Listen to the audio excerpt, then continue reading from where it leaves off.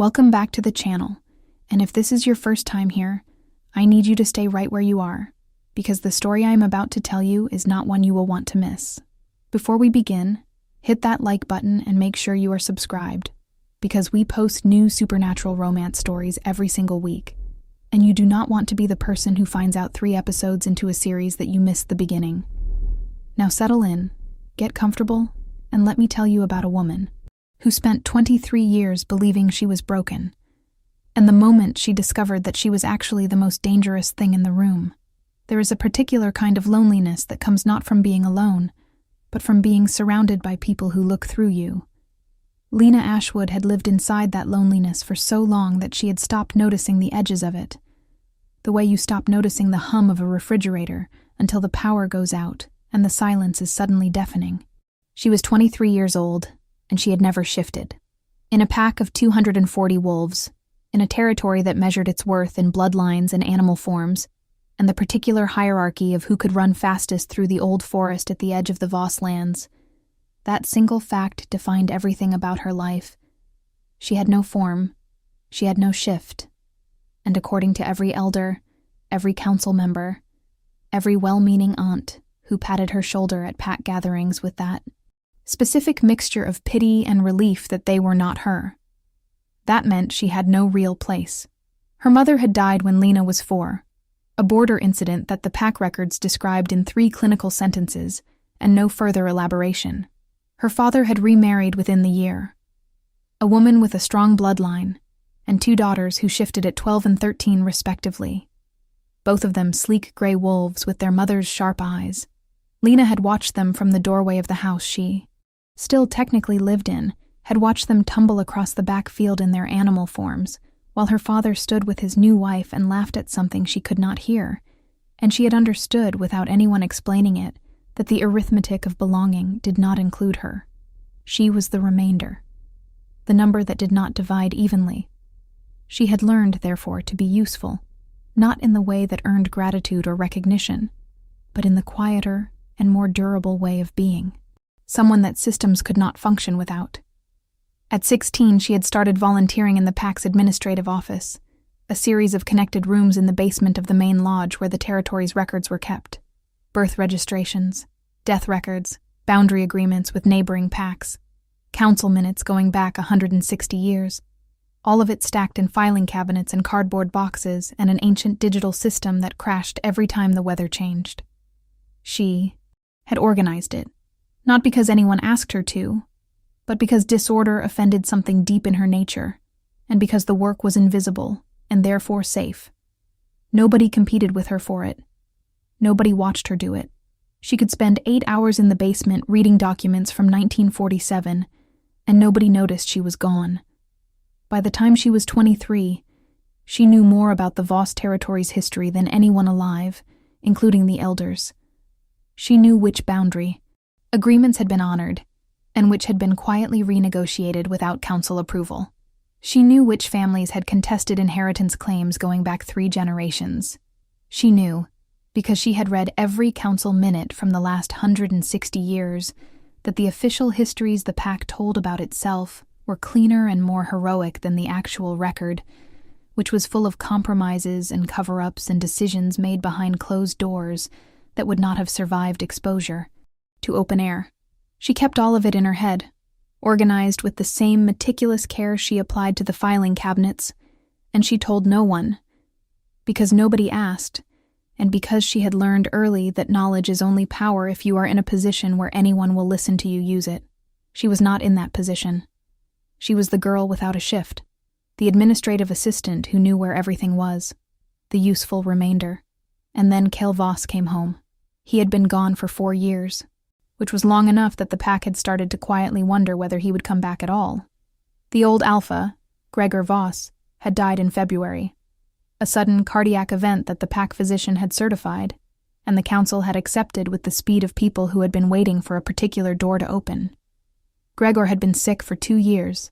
Everyone knew it, and in those 2 years the council had made a series of decisions that technically required the alpha's approval, and had received it in the form of signatures on documents that Lena, who had processed those documents, privately noted, had been witnessed by the same 2 council members every single time. She had filed the observation away with everything else.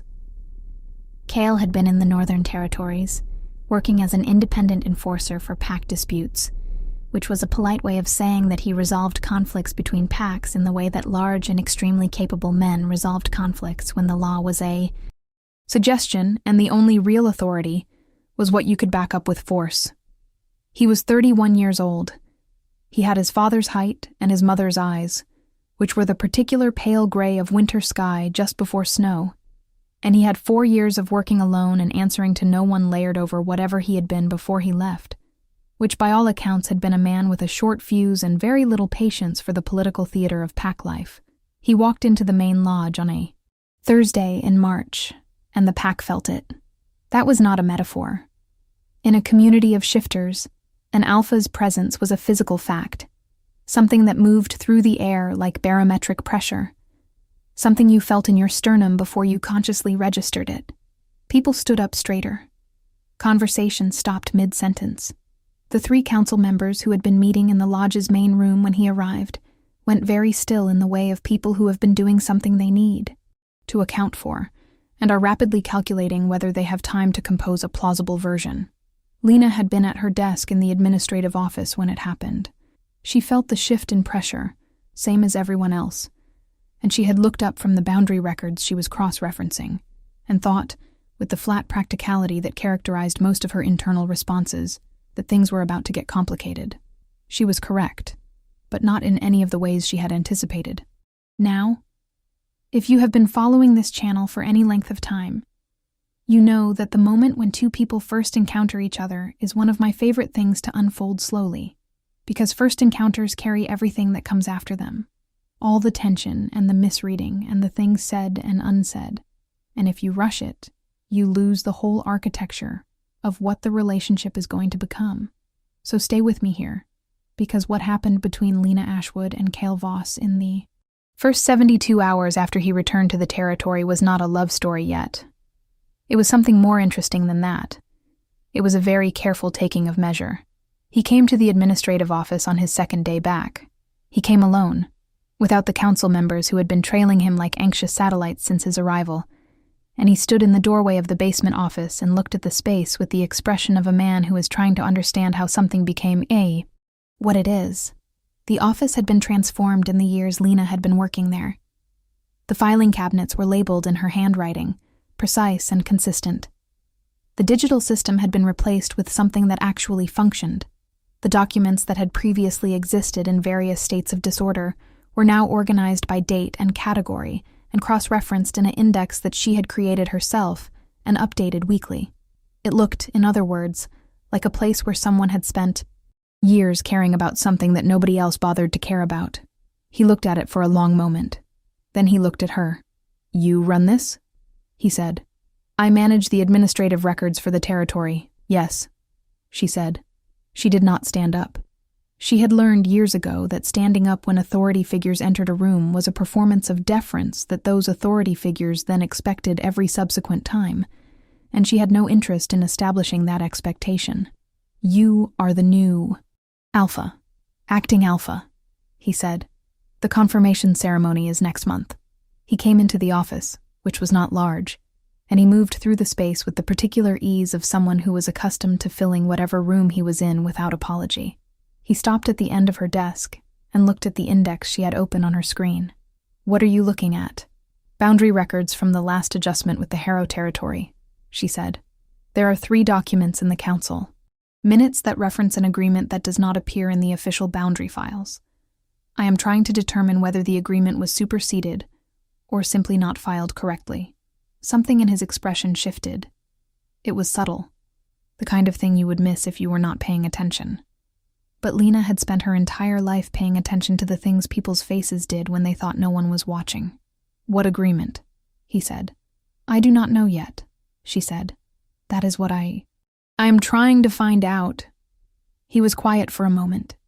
She returned her attention to her screen, because she had learned that people who came into her office generally either wanted something specific or wanted her to be impressed by their presence, and she had no capacity to manufacture the latter.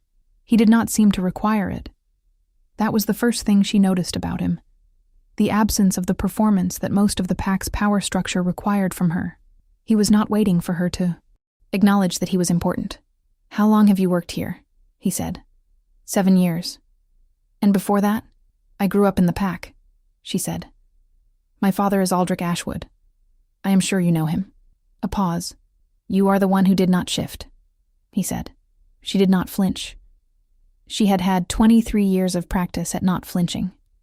"Yes," she said. He looked at her for another moment, and she looked back. And then he said something she had not expected.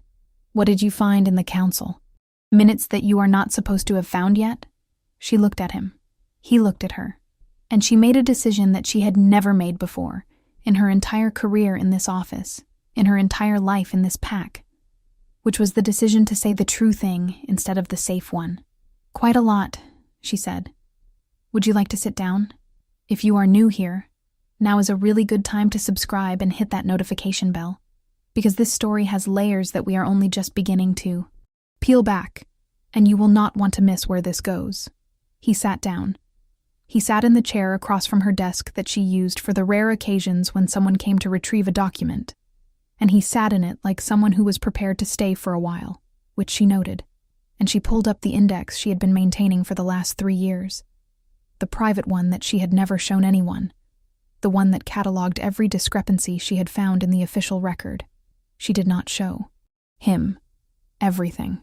She was not yet that trusting, and she had not survived 23 years as an invisible person in a hierarchical system by being naive about what happened when invisible people suddenly became visible. But she showed him enough. She showed him the 3 council minutes that referenced the undocumented Harrow agreement.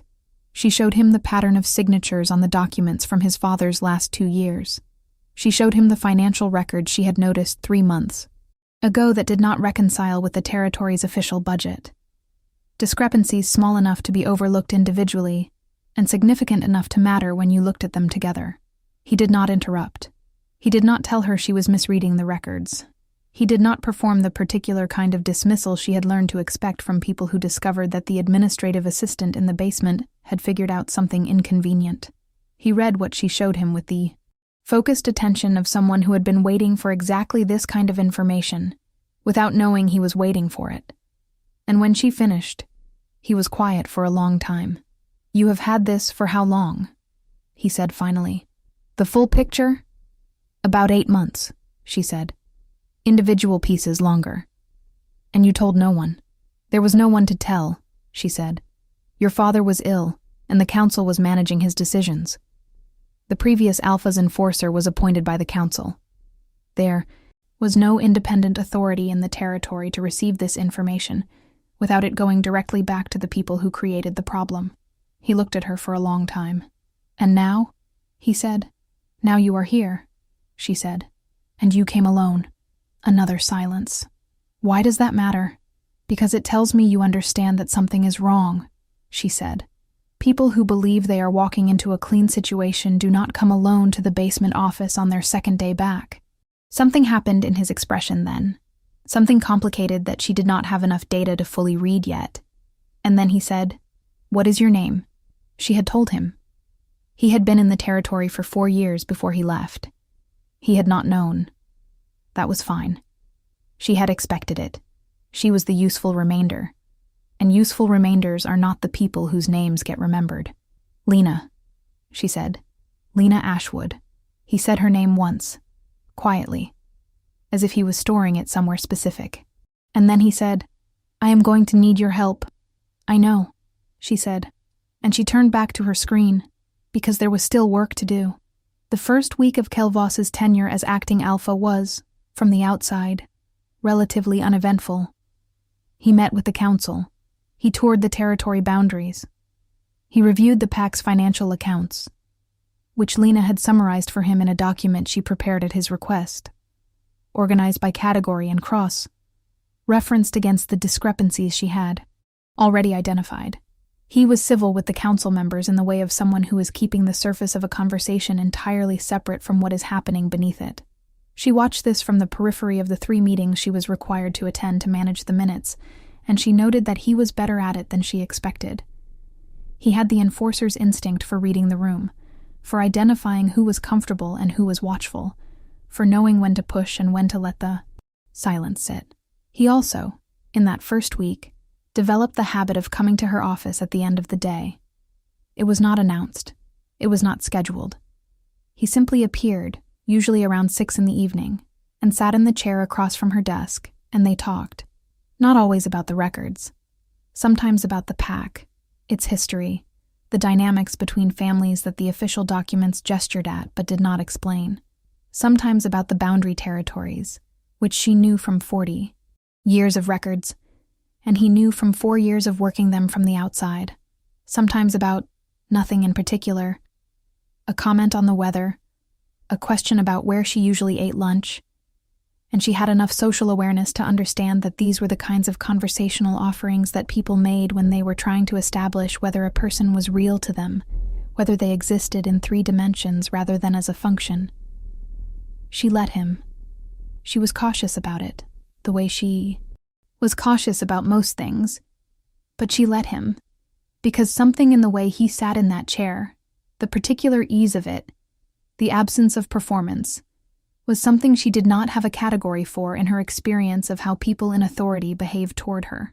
On the 8th day, he said, "The council wants me to formally evaluate your position." She looked up from the document she was reviewing. "Evaluate in what sense?" "Restructure," he said.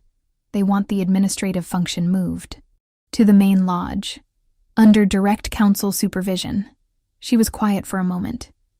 She understood what that meant with perfect clarity. It meant that the person managing the records would be reporting to the people whose decisions those records documented. It meant the private index she had been maintaining would either be discovered or more likely would disappear. It meant that everything she had built in 7 years of basement work would be absorbed into a structure designed to ensure that what she had found could not be found again. "I see," she said. "I told them I would consider it," he said. She looked at him. He looked at her. "And are you considering it?" she said. "I am sitting in your office at 6:15 on a Thursday evening," he said. "What do you think?" She thought that he was telling her something without saying it. She thought that he had been telling her things without saying them for the better part of a week, and that she needed to decide whether to trust the message underneath the one being delivered in words. She had spent 23 years in a pack that had trained her not to trust anything she could not verify in writing.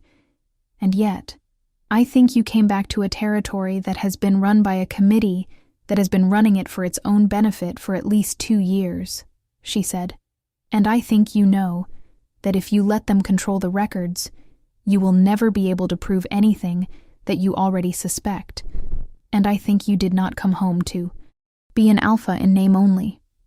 He was quiet for a moment. "You think a lot," he said. "I have had a lot of time to think," she said. "No one talks to me at pack events." Something crossed his face that was not quite a smile, but was adjacent to one. And it changed the geometry of his expression in a way that was, she noted with the detached precision she applied to most observations, unexpectedly affecting. "I am talking to you now," he said. "You need my index," she said.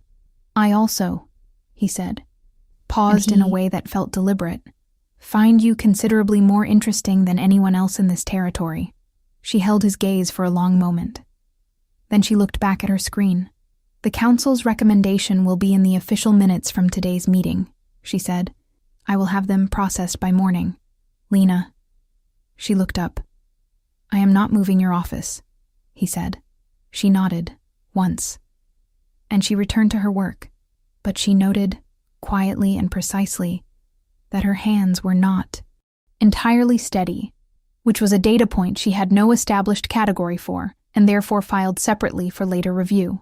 Now pause here for a second, and tell me in the comments, are you already feeling this? Because the way this man looks at her like she is the only thing in the room worth looking at is doing something to me, and we are barely into the story. Drop a comment below. I want to know what you are thinking so far. And if you have not subscribed yet, now is the moment, because we are just getting started. The second week brought a complication that Lena had anticipated in general terms, but not in this specific form. Her stepsister Mira appeared in the administrative office on a Monday morning with the particular energy of someone who has recently received information and is in the process of deciding what to do with it. Mira was 26, a sleek gray wolf, pretty in the sharp-edged way of people who have always known they were the more valued version of a comparison, and she and Lena had coexisted in the same house for 19 years, in the specific way of people who are not enemies and not friends, and have arrived at a mutual understanding that they exist in separate categories. "I heard the new Alpha has been spending time down here," Mira said, sitting on the edge of Lena's desk without being invited to, which was her habitual approach to all surfaces, including social situations. "He has been reviewing the administrative records," Lena said. Mira said, "And you have been reviewing them with him?" "I manage the records," Lena said. "Reviewing them with the new Alpha is part of my function." Mira was quiet for a moment in the way of someone who is choosing between several responses. "He is going to need a mate," she said finally. "Someone from a strong bloodline. Someone who can stand beside an Alpha." Lena continued to type. "I am sure the council will have recommendations," she said. "Lena." Mira's voice had taken on a tone that was not quite warning and not quite concern, and was in fact the specific frequency of someone who is delivering a message they have been authorized to deliver. "Do not mistake access for position. He talks to you because you have something he needs. That is not the same thing as what you might be imagining." Lena stopped typing. She looked at her stepsister with the clear, undefended attention of someone who is not performing hurt, and is not performing indifference, but is simply looking. "I am not imagining anything," she said. "I am doing my job. Is there something you needed from the records office?" Mira looked at her for a moment, and something in her expression shifted into a territory that was harder to categorize. Something that might have been guilt, or might have been something older and more complicated. Then she stood up. "Be careful," she said, and she left. Lena sat with that for a moment. Then she went back to work. Because the work was always there, and the work was the thing she could control. She did not tell Kyle about Mira's visit. But that evening, when he appeared at 6:15 and sat in his chair, she said, "How much pressure is the council putting on the mate question?" He looked at her. "Significant," he said. "They will have candidates," she said. "They already do," he said.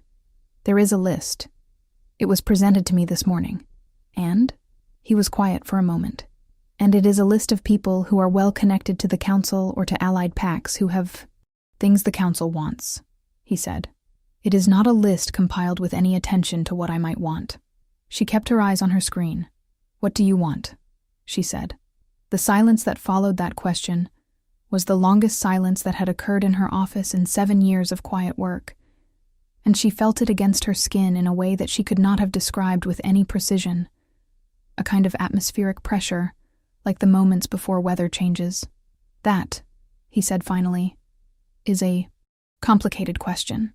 "Most honest questions are," she said. He was quiet for another long moment.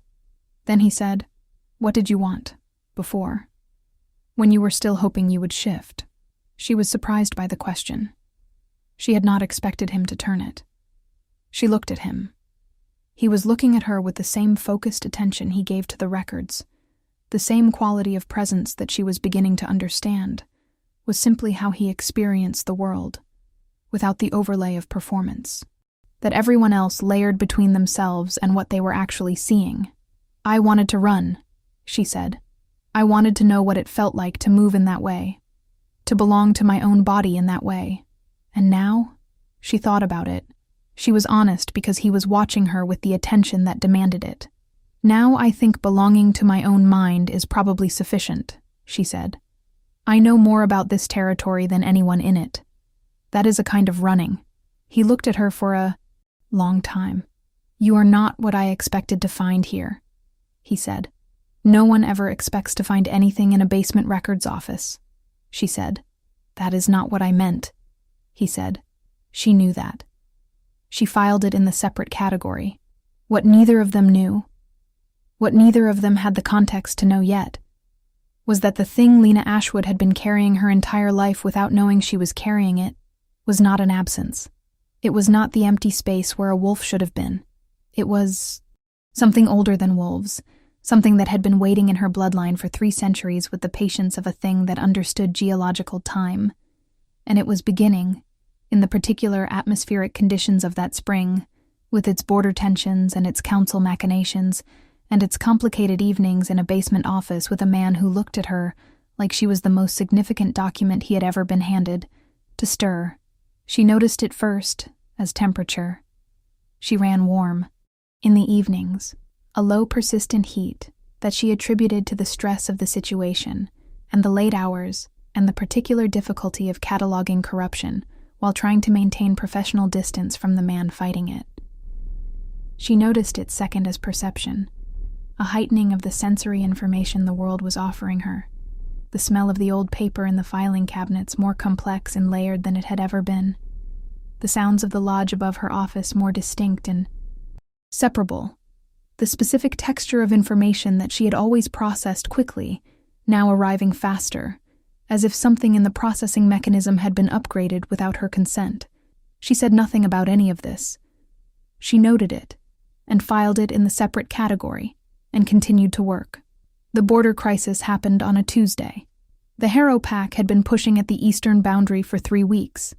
Small incursions that violated the terms of a boundary agreement that had been, Lena, had finally determined, quietly renegotiated in the last year of Gregor Voss's illness without Pack Council approval. In a deal that gave the Harrow Pack access to the eastern water rights, in exchange for financial considerations that had gone to 3 council members personally, rather than to the Pack's accounts. The incursions were testing whether the new Alpha would honor an agreement he did not know had been made. Cale had been briefed. He had the documentation Lena had assembled.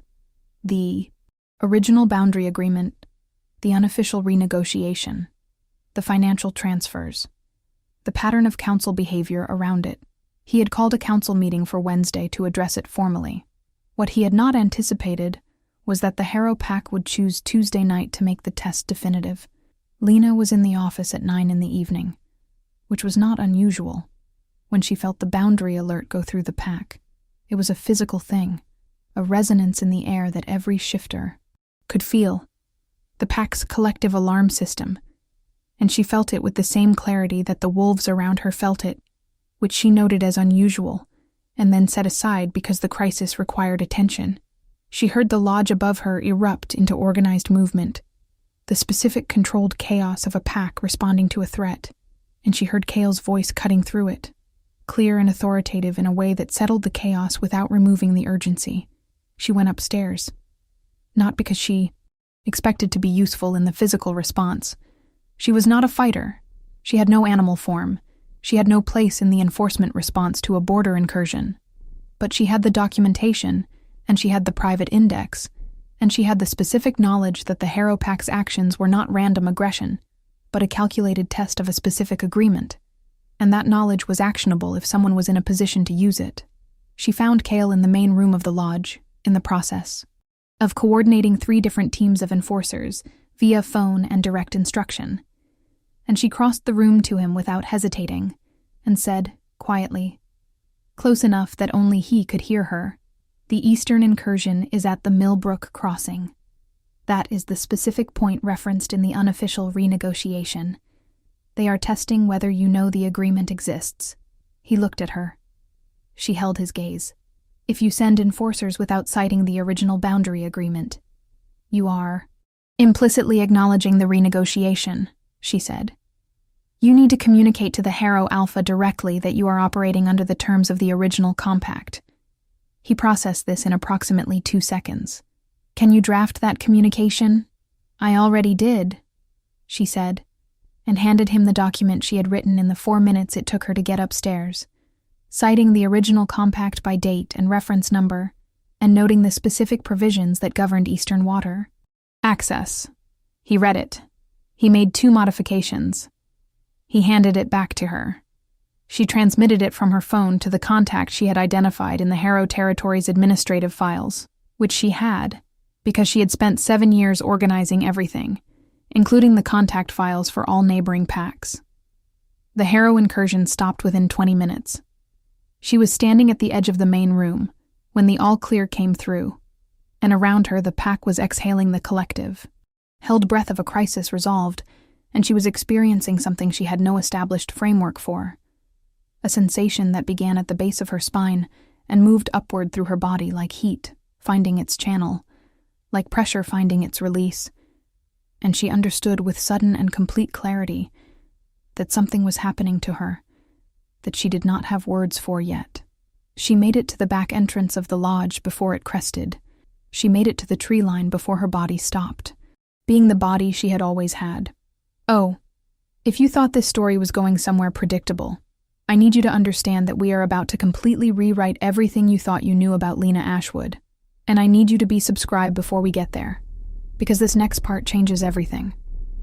She had expected, in the abstract way you expect things you do not actually believe will happen, that if she ever shifted, it would feel like relief, like finally becoming the thing you were always supposed to be. She had imagined it as a completion, a closing of the gap that had been her whole life. It did not feel like relief. It felt like detonation. The shift was not the smooth transformation of the wolves she had watched her whole life, that fluid, graceful reorganization of form.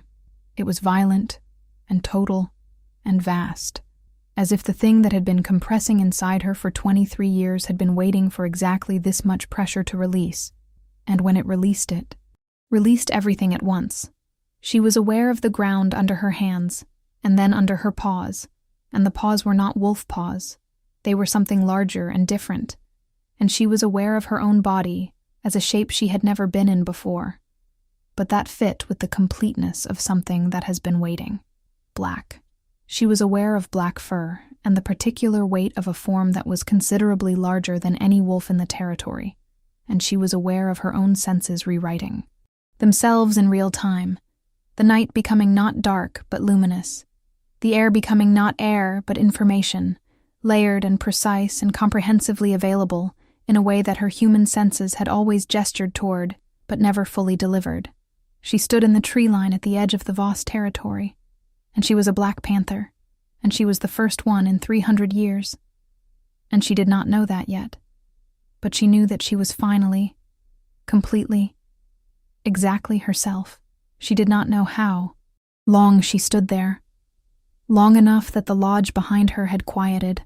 Long enough that the adrenaline of the border crisis had settled into the low hum of pack life returning to its normal register. Long enough that she began to understand the shape of this new self, testing the weight and the reach and the remarkable precision of this body, this form that was hers, in a way that nothing had ever been hers before. She shifted back when she heard him. She was human, or as human as she was any. Longer, by the time he reached the tree line. She was sitting on the ground with her knees drawn up and her arms around them, which was not a dignified position, but dignity had not been the priority in the last hour, and she was still adjusting to the reduced quality of her human senses, to the way the world had narrowed back to its normal register after the vast luminous availability of the panther's perception. Cale stopped a few feet from her. He had followed her scent, which she understood. Now was no longer only her human scent. It was something layered and complex that carried the panther's signature, and she watched him process it in real time, watched him work through the information his own shifter senses were delivering, and arrive at a conclusion that she could see him trying to accommodate. "Lena," he said. "I know," she said. "You shifted. Yes. You are not a wolf." "No," she said. "I am apparently not." He was quiet for a moment. He came closer and sat on the ground, next to her, which was not what she expected. And for a moment, they were both quiet together under the trees, with the lodge lights visible through the branches. "What are you?" he said. "I do not know yet," she said, "but I can find out. The answer is probably in the records." He looked at her. Despite everything, despite the adrenaline and the ground, and the fact that her entire life had just reorganized itself without warning, she felt the pull of his attention like something physical. "Are you all right?" he said. She thought about this with genuine attention. "I think so," she said. "I think I am more all right than I have ever been," which is a strange thing to say. given the circumstances. The circumstances being that you just shifted for the first time at 23 in the middle of a border crisis. The circumstances being that, she confirmed. He was quiet for another moment. Then he did something she was not prepared for. He reached out and took her hand. Not tentatively, not with the performance of comfort, but with the specific directness of someone who has decided to close a particular distance and is not interested in being subtle about it. His hand was warm and considerably larger than hers, and he held it with a steadiness that was, she noted, doing something to the interior of her chest that she did not have a precise word for. "We are going to figure this out," he said. "I know," she said. "Together," he said, and the word had a weight to it that was not solely about the crisis or the records or the territory, and she let herself sit with that weight, rather than filing it away. "Together," she said. They sat there for a while longer, under the trees, and the pack settled around them, and the territory exhaled. And Lena Ashwood, who had spent 23 years as the useful remainder, held the hand of the man who had sat in her chair at 6:15 every evening for 2 weeks, and said her name like he was storing it somewhere, specific. And she let herself very carefully begin to understand that she was not the remainder of anything. She was the beginning. Now you know I cannot let you go without getting into the records, because that is where this story gets even bigger. Comment below what you think she is going to find, because I promise you, whatever you are guessing, the truth is more than that. Let us keep going. The records research took 4 days. Lena approached it the way she approached everything, methodically, with the index as her starting point and the primary documents as her verification. She was looking for references to non-wolf shifters in a pack context, references to Panther bloodlines specifically, and references to any council actions that might explain why someone with Panther heritage would have been in the Voss territory's bloodline records without that heritage being common knowledge. She found the first thread on day 2. In the council minutes from 1863, there was a reference to an extraordinary session convened to address what the minutes called the question of the lunar bloodline, which was a phrase she did not recognize, and which did not appear in any of the standard references in the pack's official history. The extraordinary session was summarized in 2 paragraphs that described a decision made by unanimous council vote and provided no detail whatsoever about the substance of that decision. The minutes were signed by 6 council members, none of whom shared surnames with any current council members, and the recording secretary was listed as M. Ashwood, which made her stop and look at the page for a long time. She found the second thread on day 3.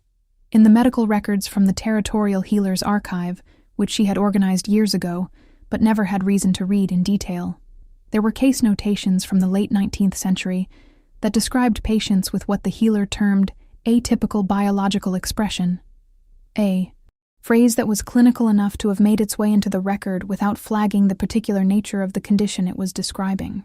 The case notations were careful. They described symptoms that she now recognized as the precursors of what she had experienced in the weeks before her shift: the temperature, the heightened perception, the processing speed. And they attributed these symptoms to what the healer called dormant heritage activation, which was a phrase that appeared in the medical records and nowhere else in the territory's official documentation. She found the third thread on day 4, and it broke the case open. In a box that she had cataloged 7 years ago and filed under miscellaneous historical documents, a box she had noted as containing materials of uncertain provenance and flagged for eventual review, there was a journal, leather-bound, 200 pages, dated from 1858 to 1865. It was written in the handwriting of someone who had written a great deal, someone whose handwriting was fast and certain, and carried the specific character of a person accustomed to recording things accurately. The author identified herself in the first entry only by her initials, E.A., and it took Lena until the third entry to understand that E.A. was Alara Ashwood, her great-great-great-grandmother, and that Alara Ashwood had been, the journal made clear with the matter-of-fact tone of someone recording facts rather than secrets, the last known Panther primordial in the shifter world. She brought the journal to Cale that evening. He read it while she sat across from him in her office. and she watched his face as he read, and she saw the moment the full picture assembled itself. Saw him understand not just what she was, but what the council had done with that knowledge. When he finished, he looked up at her.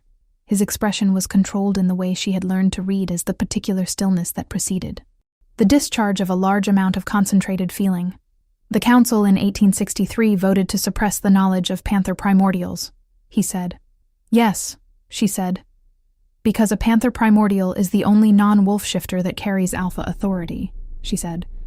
Not pack authority, primordial authority, which predates the pack structure, which means a Panther primordial does not answer to an alpha council. According to the journal, she said. According to the journal written by your ancestor, who the Council of 1863 decided was a problem to be managed rather than a fact to be acknowledged, he said. They did not kill her, Lena said. The journal indicates she left. She was given a choice between staying and having the knowledge suppressed or leaving the territory entirely. She left. She married outside the pack structure, which is why the bloodline went underground. The Panther heritage became recessive, but it did not disappear. It was waiting. For 300 years, he said. For the right conditions, she said. He was quiet for a very long time. When he spoke, his voice had the quality of someone choosing words with more care than usual.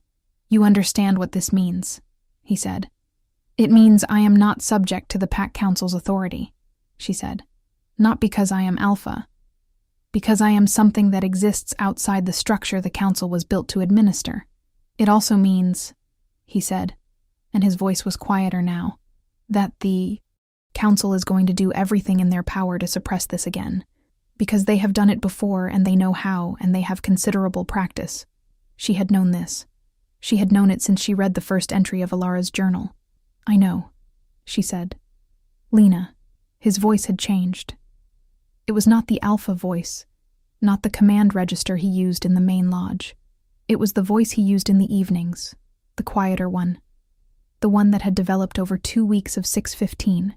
Conversations and had become, she had acknowledged in the separate category, the voice she looked forward to hearing. What do you want to do? She looked at him. He was looking at her with that complete attention, the one that saw her as the most significant document in the room, and she was aware, with sudden and total clarity, that the separate category where she had been filing things for 2 weeks was not actually separate. It was central. It was the organizing principle that everything else had been arranging itself around. And she had known that, and had been honest enough to note it, and careful enough to not act on it. And she was done being careful about this specific thing. I want to tell the truth, she said. All of it. The financial irregularities, the undocumented agreements, the bloodline suppression. All of it. In council, in public, with the full documentation. That will be a war, he said. Only if they fight it, she said. If the documentation is complete and the presentation is public. Fighting it means admitting they knew the documentation was accurate.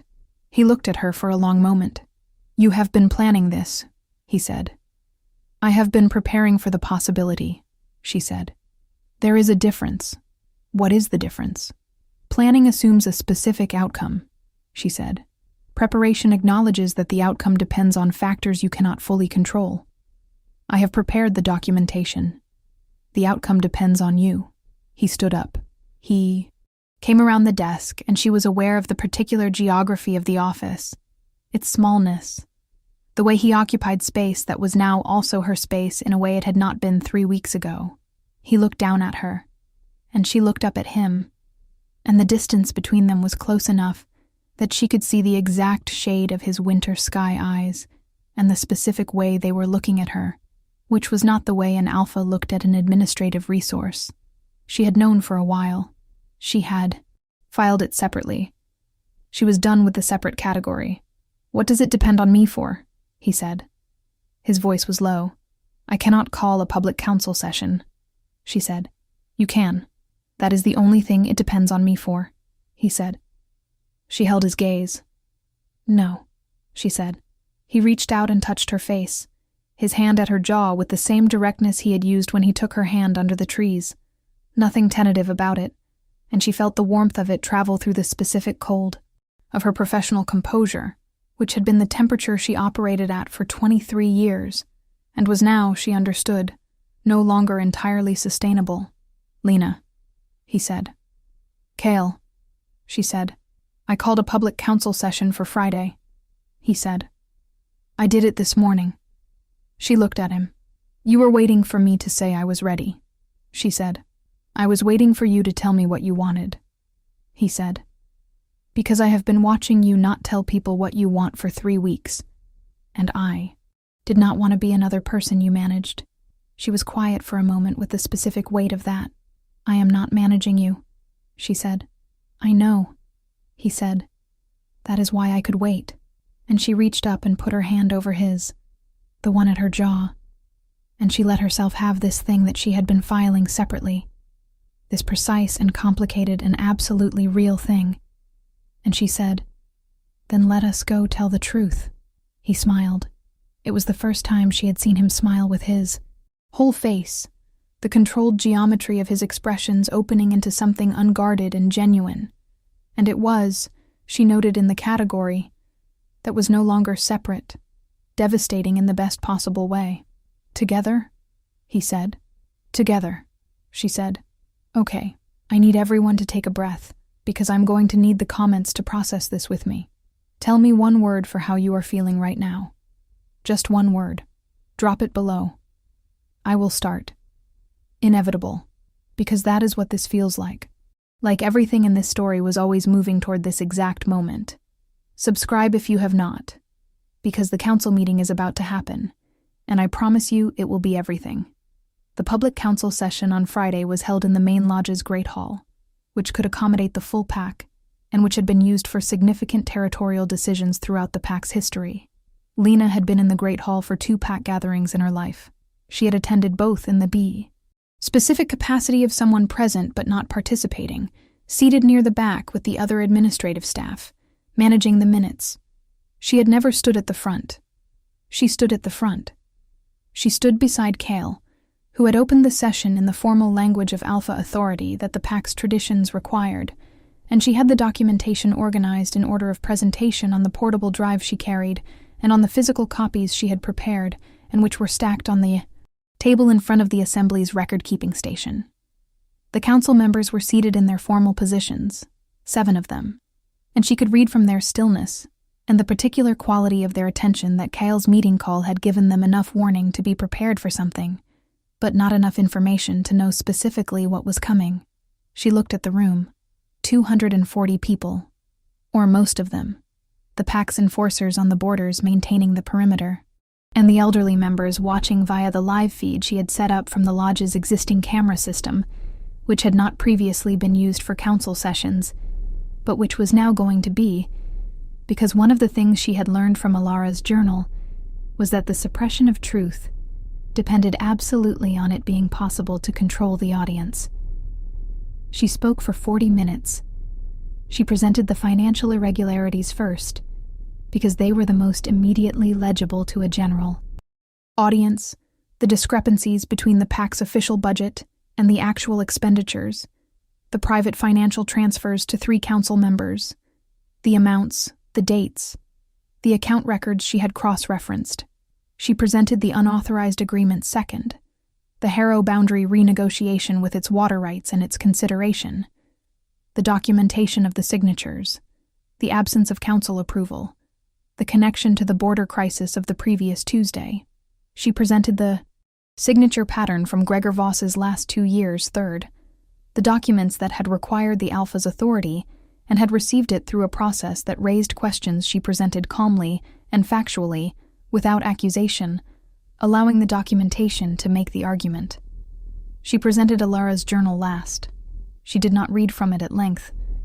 She summarized. She provided the historical context, the council decision of 1863, the suppression of the Panther primordial bloodline, the systematic removal of references to non-wolf shifters in a pack context from the official records, the decades of institutional management designed to ensure that this specific heritage would not be known. She presented her own genealogy, which she had traced through the pack's birth records to establish the direct line from Alara Ashwood to herself. She presented the council minutes from 1863, which she had not altered, and which she had distributed to every pack, member present via the digital system before the session began, so that they existed in too many hands to be recalled.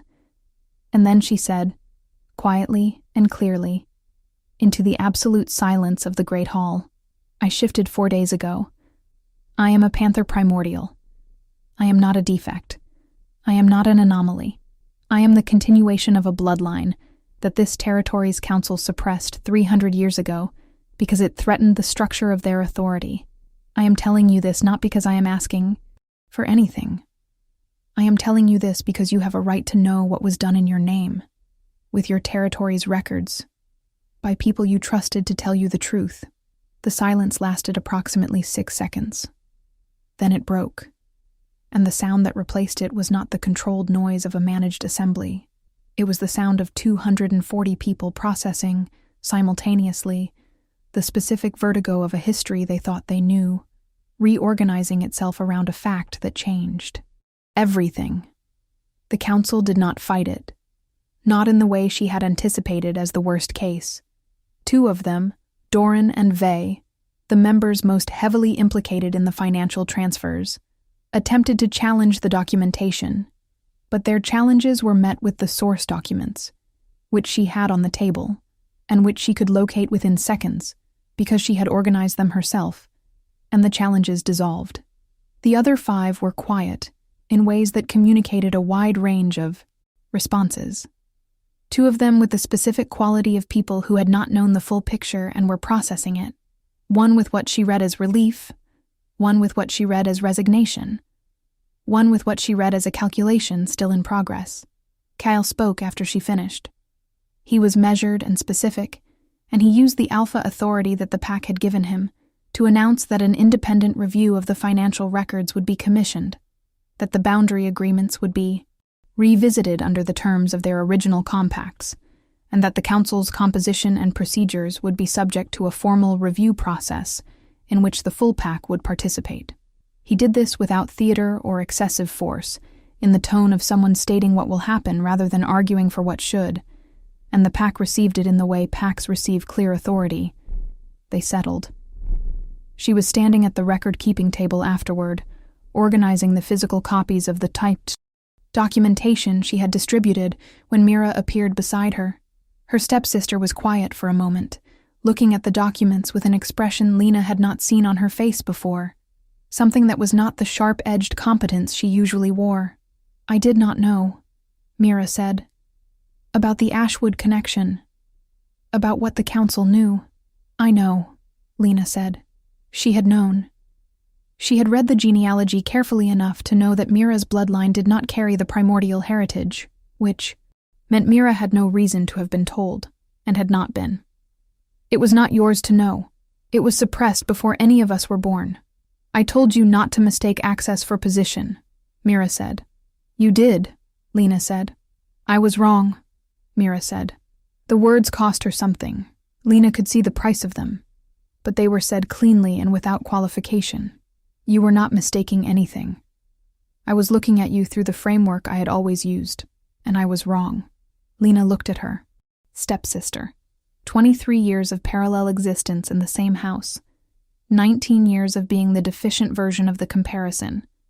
And here was Mira standing next to the record-keeping table in the aftermath of the most significant council session in a century, saying she was wrong.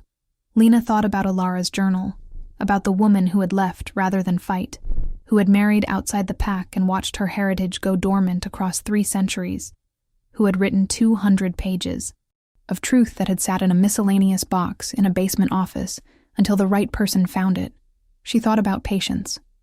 She thought about what it meant to be the beginning of something, rather than the end. Thank you, she said to Mira, simply and without the weight of history. Just, thank you. Her father found her as she was leaving the hall. Aldrich Ashwood was 61 years old, and he had the specific look of a man who has spent his life understanding himself in a particular way and has been informed publicly and without warning that the understanding was incomplete. He was not a cruel man. He had not been deliberately unkind.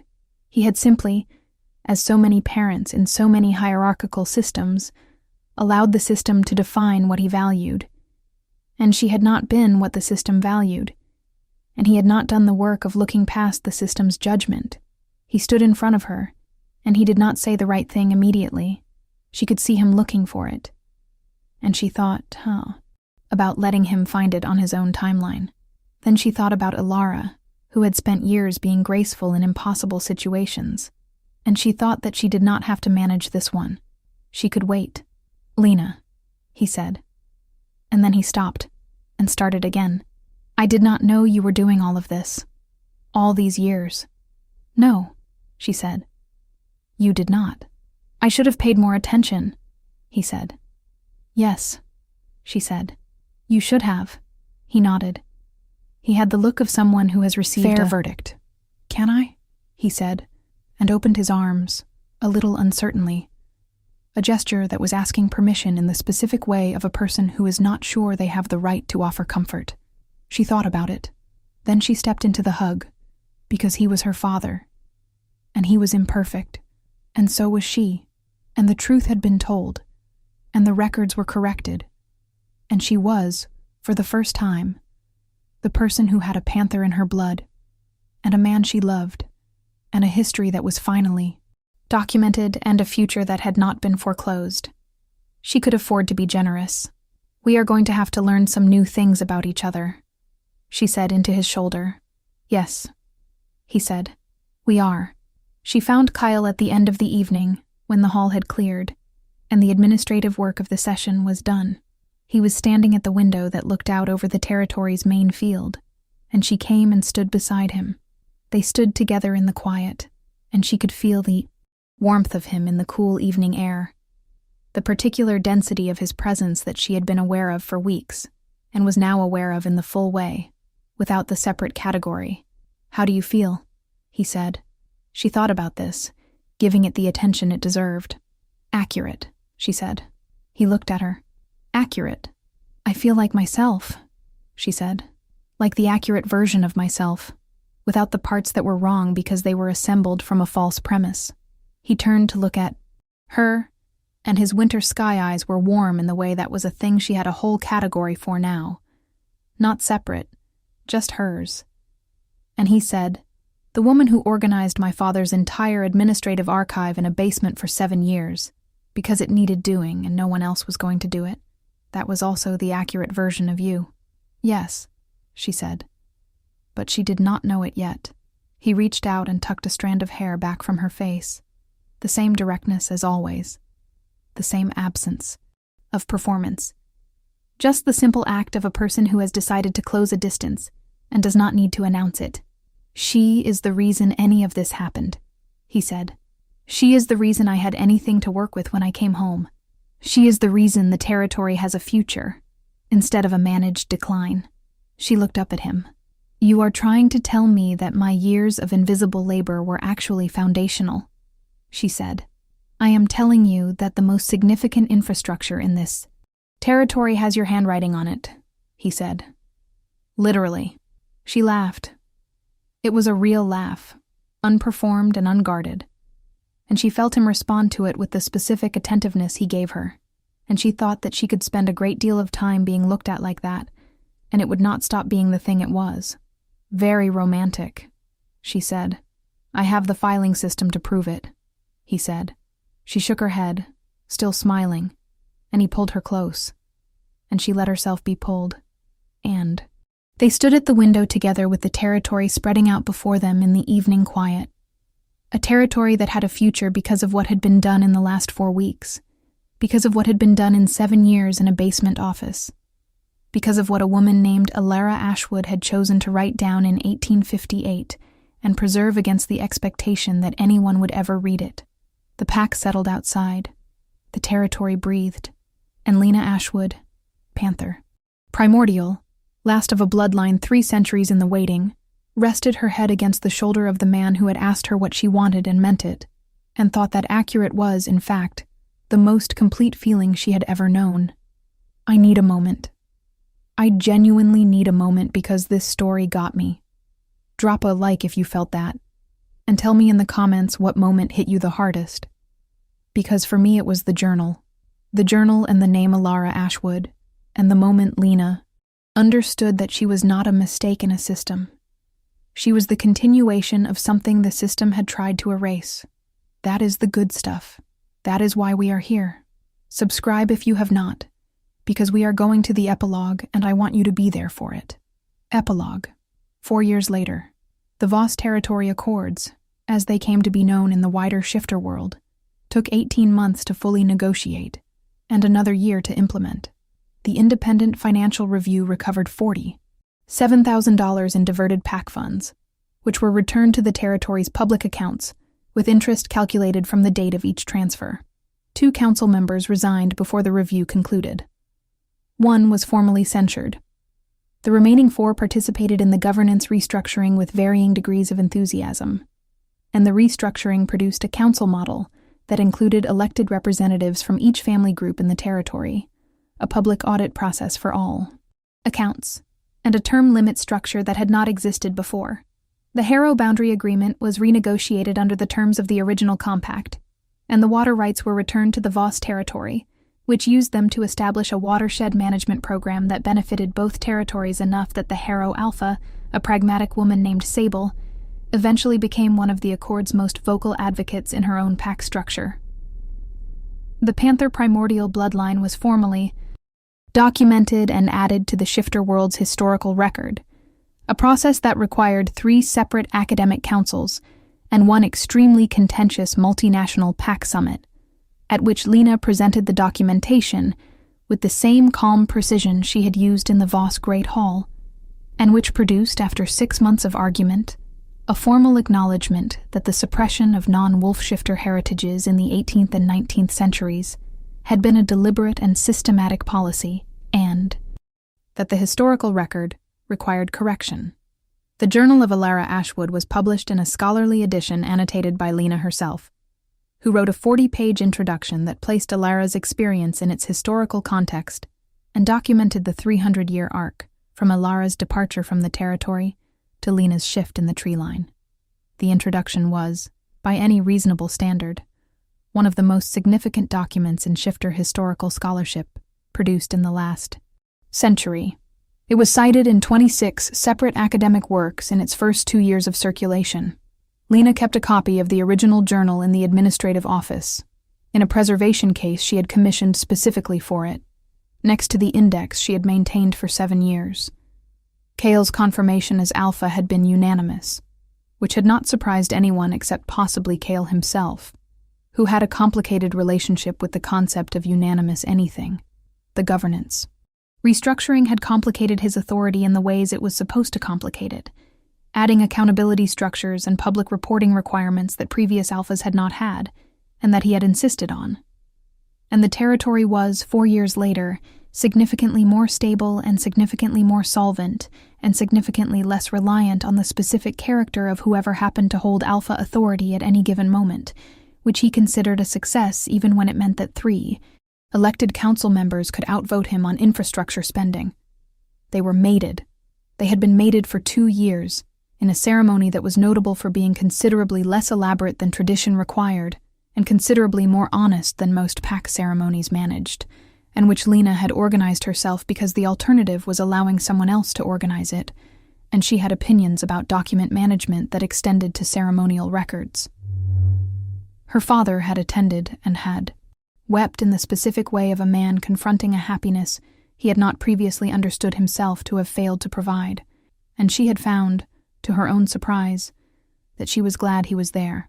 Mira attended and gave a toast that was precise and unadorned and genuinely generous, and Lena had looked at her stepsister across the table and thought that the arithmetic of belonging was a more flexible equation than she had been taught to believe. She was in the administrative office on a Tuesday. In May, when the sensation arrived, which was different from the warmth of her own shift, more diffuse, more plural, and she recognized it before she understood it. Her primordial senses reading the information before her conscious mind assembled the interpretation. She sat very still at her desk for a moment. Then she opened the communication channel to Kale's office on the floor above her. "Kale," she said. "I know," he said. His voice had the particular quality it got when he was trying to contain something very large in a very controlled register. I felt it too. She put a hand over her stomach. "I think," she said, "we are going to need to update the genealogy records." A pause. Then quietly, "Another primordial?"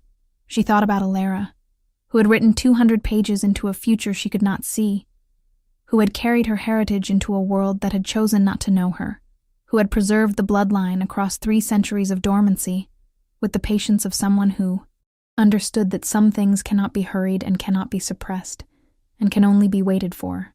She thought about the journal in its preservation case. She thought about the index. She thought about her own name, said once, and stored somewhere specific, and all the things that had followed from the moment someone had finally decided to look. "The first of many, I hope," she said. And the territory stretched out beyond her window, documented and corrected, and honestly held. And the morning light came through the trees at the eastern boundary in the specific way it did when the season was changing. And Lena Ashwood, who had been the useful remainder and was now the accurate beginning, went back to work. Because there was always more to do, and she had always been very good at doing it. Thank you so much for watching this story all the way through. And if you made it here, I genuinely love you for it, because this one meant something to me. The girl in the basement with the filing system who turned out to be the most powerful thing in the room. The man who asked what she wanted and actually waited for the answer. The journal that waited 300 years for the right person to find it. I could talk about this one for hours. Leave me a comment telling me your favorite moment from the story. Share it with someone who needs to hear about a woman who was never broken.